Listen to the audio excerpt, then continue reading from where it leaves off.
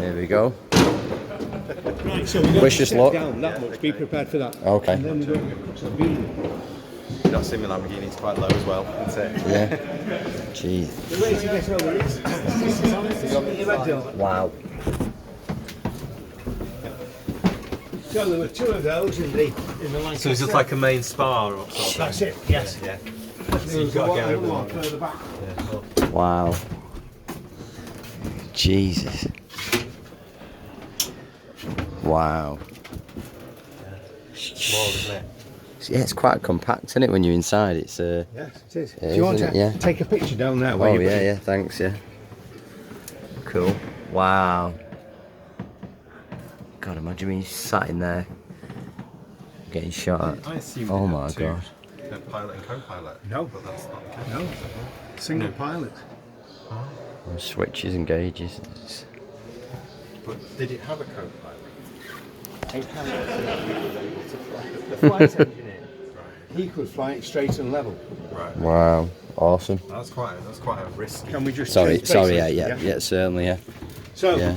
the bomb aimer down there, he was also the front gunner. The pilot, of course, here, and the flight engineer stood here. That's his seat, but most of the time he stood because he was helping the pilot with his controls, and he had an instrument panel here, and he had to take a log every half hour of engine pressures and temperatures. Yeah, making sure everything was So tickety he'd boo be going backwards and forwards all the time. and relaying information and yeah.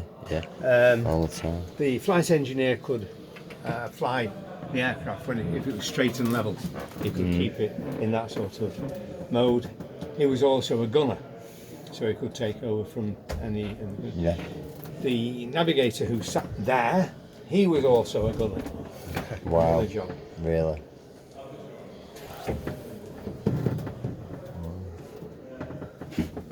It's not as big in here as you might No, think. no. It's a lot smaller than I thought it would be. Yeah.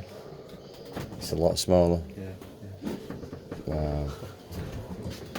But it's sort of that shape, isn't it? So it gets bigger down below, I think. Where the bomb bombs are. yeah. So that's fundamentally what it was for. So Yeah, we've got the pilot's control panel here. His Yeah. instrument panel. He's got his rev counters for his full Merlins, the boost gauges for his supercharger. He's got his magneto switches up here. You guys know what magnetos are, don't you? Alternators. Fun? Effectively alternators. Well, generators. Sort of, yes. It generated an electrical current and then fed it to the spark plugs as well. Okay. Yeah. So each engine, each Merlin had two magnetos. One magneto fed the spark plugs in the outside of the V, and the other one fed the spark plugs in the inside. 24 spark plugs, V12, Wow. twin cams, 4 valves per cylinder, quite a beast really. So Wow. we can go through a starting routine if you like for the Yeah. Merlin. Yeah. All right, so we're going to start number 3. Moving the throttle half an inch forward. Number 3 is this engine. That's where the port is for the battery connection. Yeah.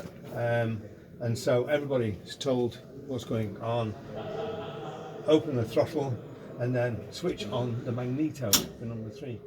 I'm switching off for on, which I'm told is peculiar to aircraft. In a domestic situation, you press down for on. In an aircraft, you press up. Yeah. Okay, he's got a start button here. So everybody's aware what's happening. He presses the start button, 15 seconds. If it doesn't start, then he has to leave it for 30 seconds for the starter motor to cool down because it draws a huge amount of current. You can try it again for 15 seconds. If it doesn't fire then you have to abort. It's dead. But if it fires up, then you can start number 2. That's this one down here. Then number 4 and then number 1. Wow. Yeah. So they're all running. And they can't do anything until the oil temperatures down here reach 15 degrees C. So the flight engineer is looking at the temperatures and saying, right, we can move now. So they can move the throttles forward and they can move off standard. Yeah. There's a lot The of stuff flight to check. engineer Yeah. would open his window and he'd be looking back and he'd be looking for coolant, fuel, oil on the deck. If there's any leakage at all, then they have to abort and find out where the leakage is. Yeah. So we're trundling Wow. and we're getting down to where we're going to take off. Now when they get down there to the taking off position, putting the throttles there will give them about 3,000 RPM. But if the aircraft was fully laden with fuel, which is 2,154 gallons, and a full bomb load, the aircraft weighs 32 tons. Wow. That's quite a weight to lift That is off. a lot, yeah. He had an opportunity of As he going ever through the took off. gate like that, which would give him an extra 150 RPM. But he could only have it for 20 seconds, otherwise he's going to blow the engine. Wow. So, right, so we've taken off and we're up in the air, and we've pulled back the throttles to about 2,600, and we're cruising along with the rest of the guys around us. The flight engineer, one of his responsibilities was to eke out the fuel to achieve 1 air mile per gallon of fuel burnt It's like to get to the target your and Bentley to get almost. Yeah. back again. Yeah. It's like your what? I had a Bentley flying spur. what was the And lowest you the lowest I ever went to, I think I got 4 miles to the gallon on the way to work, and it's eight. And it's eight. Nearly a Yeah, Lancaster. yeah, and it's 8 miles to work and 8 miles back. So if you have a bad run, yeah, you better have a good day at work that day. Only 4 times better than a Lancaster. Yeah. That's Yeah. what's Oh, around yeah, that, it is. isn't Yeah. And that's on one end. Well, that's on 4 Yeah, engines. it's on a- isn't it? Yeah, Yeah. they're burning about 300 gallons of fuel an Oh, hour. my, yeah. 1 mile to go. I mean, you put it into perspective. That's not bad on the Lancaster. No. For what you're getting compared to your Yeah. 4 miles to a gallon. Yeah, I the had a Bentley. Bentley as well. Yeah. Mid-30s Bentley. Oh, okay. Yeah. Cool. Which- That must have been worse, Yeah. actually. That Yeah. was 12 and I managed to get 12 and a half. out. Yeah. I think the most I ever got was 20, but that was nursing it 55, 60 mile an hour all the way home on the motorway. That was the best So race I ever there got we to. are, we're flying, we're following the compass, a repeater compass up here, which is fed from the device down there. He's got a magnetic one over there, which isn't very good because of the amount of metal in the engine. It deflects it. But it's a backup, isn't it? Effectively. So what do you know about Merlins? I don't know anything, but Lee Well, probably I will. said but most I'm- of it. Merlins V12. were made all over the place. They were made at Derby, they were made in Glasgow, they were made at Crewe, they were made here in Manchester, and they were made in America. Ah, The really? Mustangs had them later on, didn't they? Sorry? The Mustangs had them later on. That's because right, Their engines weren't up to it. Fords in Manchester were asked if they would make Merlin, and they said, yeah, let's have the drawings. So they got the drawings, and the chief engineer from Fords in Manchester, he went up to Derby to see the Rolls-Royce guy, and he threw the drawings on the table and said, we can't work to these. And the Rolls-Royce guy said, well, you know, What's wrong? Are What's the the problem? tolerance is a bit tight for you.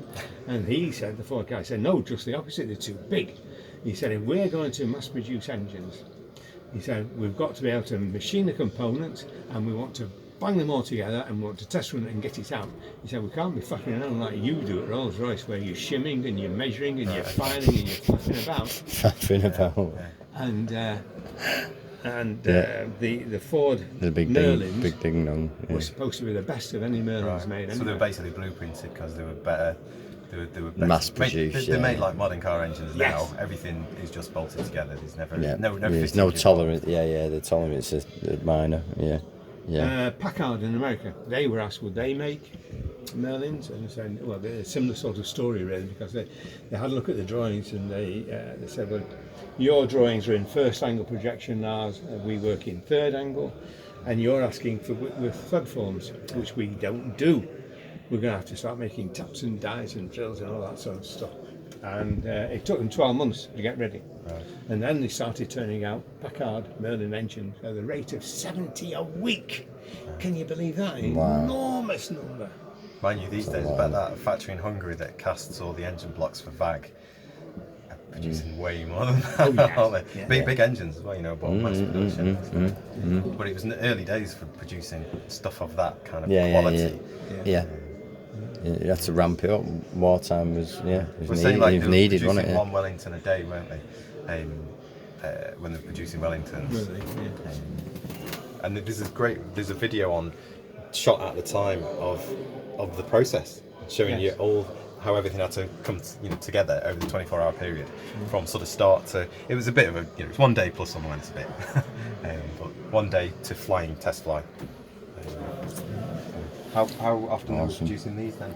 Well, if they were delivering these at the rate of up to 7 a night, they must have been doing that number. Yeah. You know, Yeah. Well, you know, mass Yeah, it's a lot. Yeah, it's a lot. And they were making it And they were Castle needed. Bromwich as well. The chief test pilot at Castle Bromwich was called Alex Henshaw. and he test flew the Lancasters, and the last thing he did before he landed was to barrel roll them. And he said they had to stand up to be in barrel. If they're going to be used in combat, then they've got to be able to stand up to be in barrel roll. Wow. That's something to roll. The weight, yeah, just the weight. So how many did they make in total? Like 7,500 was it? really? Is that what they made But we in lost total? half Yeah. of them. How many are Really? actually Half of them? left in complete form? Well, there's that one at East Kirkby, which is the one that taxis. You can go in that Oh, right, okay. and Yeah. have a What's it taxi called, run. that one? Is it something Jane? Or Something like just Jane. Just Jane, yeah. Okay. Are they getting Yeah. that? Are they trying to, do they try and get that to flight status? Or? Well, Often they're it not means, in any hurry. No, okay. Often it means taking it completely apart. Yeah. And to get it redoing actually everything. to flight Sparks. status. Yeah. There's that one in Canada that came over here Yeah, a couple of years ago. Yeah. Well, there's a few. There's a few round at museums and stuff. Aren't there, in Right, well, yeah, complete form? it's a dozen. It's not. Yeah, yeah, There's not okay, hundreds yeah. knocking around. There might, yeah. The figures So are quite we're flying. Let's move back and have a look at the navigator's station here. This is where he sat. He's got two electronic devices here. He's got that one there, which is called G, which ground radar mapping system, which was superseded by this H2S. This went straight from the Lancaster into the Vulcan. Right. So what does that pick up? Radio beacons. So it's kind of like a ground base. Ground. You can see on the oscilloscope here. You can see a picture of the ground. Right. Okay. But they didn't like switching these on because when they did, it sent out a signal, and the Germans could see it, and they came after them. Right. Yeah. Yep.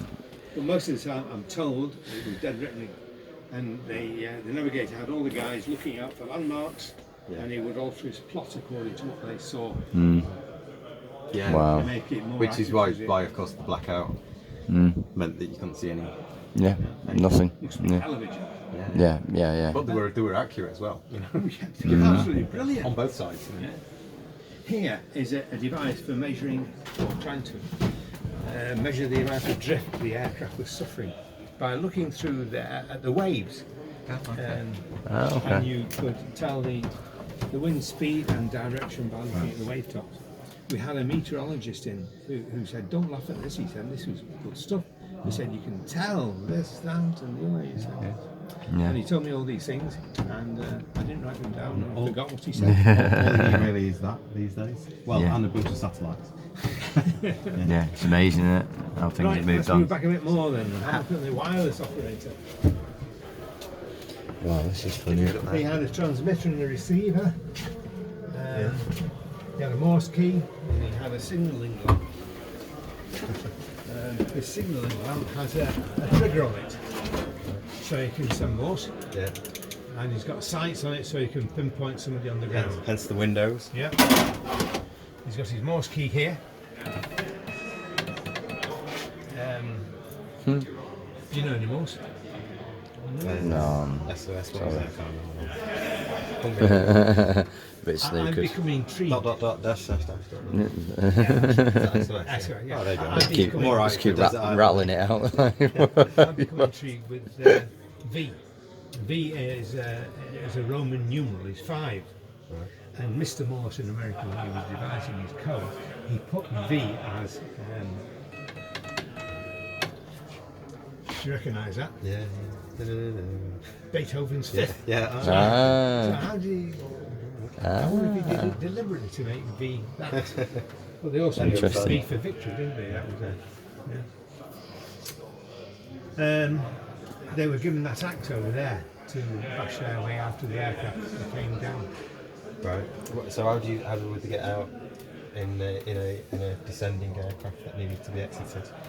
These guys had to come all the way through it, then go down there, and then escape through Back to the front, yeah. Wow. All that while you're getting shot at Yeah. and going down. And the planes twisting and turning all over the place. Yeah. Flipping out, couldn't spin the job anymore. Jesus. In the starboard wing, there was a dinghy as they came down in the water. And there was a pull cord inside the fuselage. So you pull the cord, the compartment opened, out came the dinghy, got in it. But it didn't always work. So they were giving Yeah, I the was tanks about there. thinking that. I thought, The but the tank amount of times would- that works is They went up, pretty slid slim. down over the fuselage onto the wing. They could crash it over and get the dinghy out. Right. And you can imagine that in the dead of night. Doing all that. Every Oh, day. yeah, you slim, it's slim, isn't it? Slim chances. Surviving. Amazing. So there Fantastic. we are. Thank you. That's the, Thanks so much. airline.